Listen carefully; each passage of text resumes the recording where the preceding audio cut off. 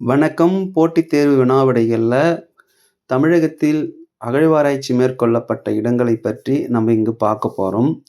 குறிப்பாக அகழ்வாராய்ச்சி மேற்கொள்ளப்பட்ட இடங்களான பொருந்தல் மற்றும் பையம்பள்ளியைப் பற்றி இந்த வீடியோல பார்க்கலாம்.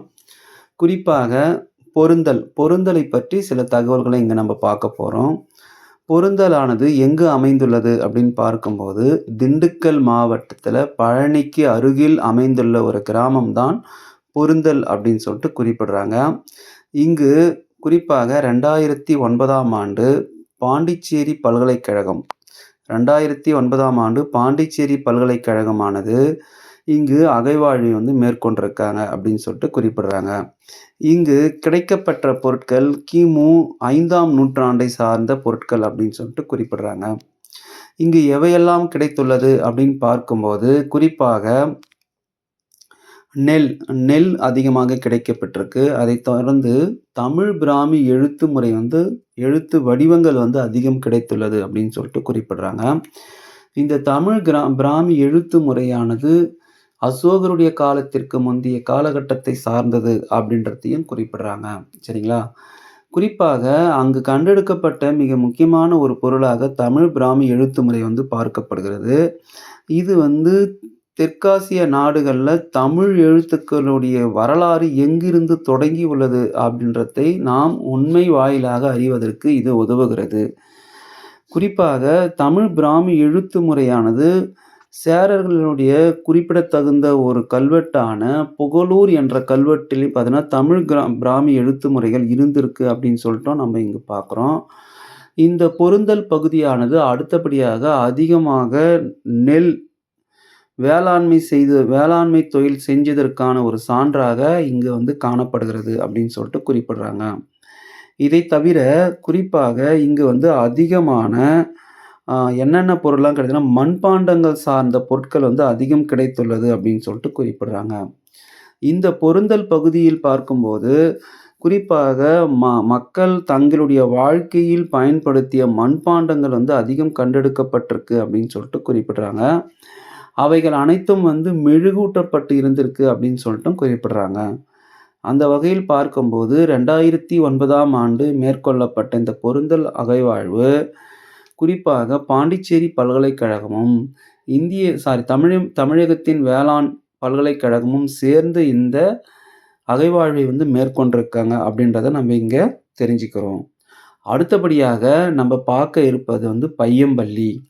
பையம்பள்ளி என்பது ஒரு குறிப்பிடத்தகுந்த அகழ்வாய்வாகும். இது இந்தியாவுல தமிழ்நாட்டு மாநிலத்தில இடம்பெற்றுள்ளது.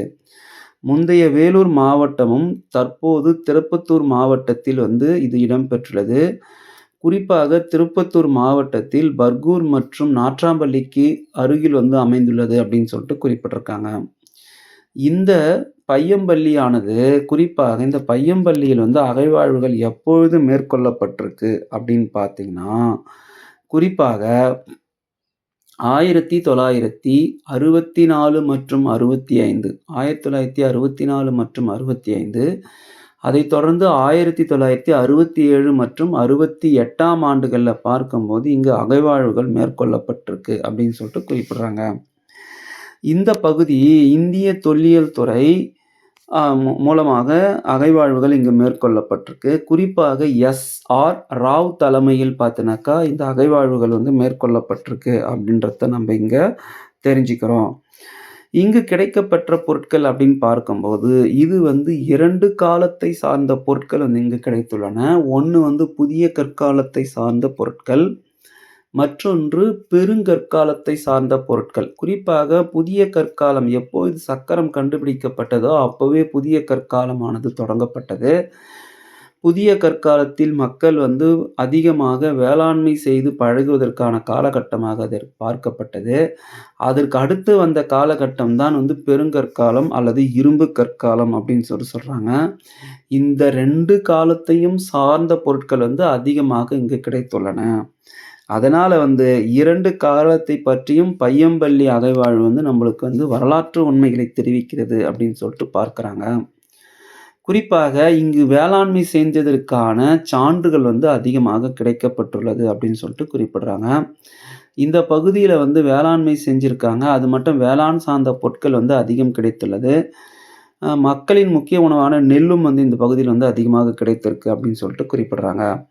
அதைத் தொடர்ந்து பார்க்கும்போது, அ பையம்பள்ளியில பார்க்கும்போது, குறிப்பாக மண் வீடுகள் மண் வீடுகள் வந்து அதிகமாக கண்டெடுக்கப்பட்டிருக்கு. மண்ணினால் எழுப்பப்பட்ட சுவர்கள் வந்து அதிகம் கண்டெடுக்கப்பட்டிருக்கு அப்படின்னு சொல்லிட்டு குறிப்பிடுறாங்க. அப்போ மக்கள் வந்து வீடு கட்டி வாழ்ந்திருக்கிறாங்க அப்படின்றத மண் வீடு கட்டி வாழ்ந்திருக்கிறாங்க அப்படின்றதையும் நம்ம இங்க அறிய முடிகிறது. அதைத் தவிர இரும்பு காலத்தில் கண்டெடுக்கப்பட்ட பல உலோகங்களும் இந்த காலகட்டத்தில வந்து கிடைக்கப்பட்டிருக்கு அப்படின்னு சொல்லிட்டு குறிப்பிடுறாங்க. மொத்தத்தில் பார்க்கும்போது பையம்பள்ளி பார்த்தீனாக்கா, பண்டைய காலத்தோட இரு காலத்தை சார்ந்த புதிய கற்காலம் மற்றும் இரும்பு காலத்தை சார்ந்த வரலாற்று சான்றுகளை அறிவதற்கு ஒரு உறுதுணையாக இருந்திருக்கு அப்படின்றத நம்ம இங்க பார்க்குறோம்.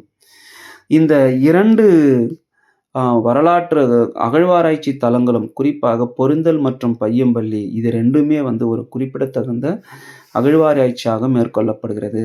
இந்த அகழ்வாராய்ச்சிகள் அனைத்தும் எதற்காக மேற்கொள்ளப்படுகிறது அப்படின்னு பார்க்கும்போது, வரலாற்றின் உண்மைகளை பற்றி அறிந்து கொள்வதற்காகவும், இந்த பகுதிகளில் குறிப்பாக தமிழக பகுதிகளில் வரலாறு எப்போதிருந்து தொடங்கப்பட்டிருக்கு அப்படின்றத அறிந்து கொள்வதற்கும், அது மட்டுமல்லாமல் மக்களின் வாழ்க்கை நடைமுறைக்குரிய பொருட்கள் எப்பொழுதெல்லாம் கண்டெடுக்கப்பட்டிருக்கு அப்படின்றத அறிவதற்காகவும், தமிழ் எழுத்துக்கள் எப்போதிருந்து தோன்றியிருக்கலாம் என்பதை அறிந்து கொள்வதற்காகவும் பார்த்தீங்கன்னாக்கா, இந்த அகழ்வாய்வுகள் மேற்கொள்ளப்பட்டிருக்கு அப்படின்றத நம்ம இங்கு பார்க்குறோம்.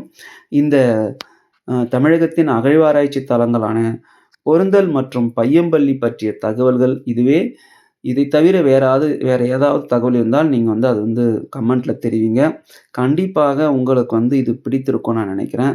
இது போன்ற பல்வேறு தகவல்கள் பொதுத் தேர்வுக்கு குறிப்பாக பிஜிடிஆர்பி, டெட்டு அதைத் தொடர்ந்து டிஎன்பிஎஸ்சி காவலர் தேர்வுகளுக்கு வரக்கூடிய பல்வேறு தகவல்கள் நம்முடைய சேனல்ல தொடர்ந்து குடுத்துட்டே இருக்கிறோம்.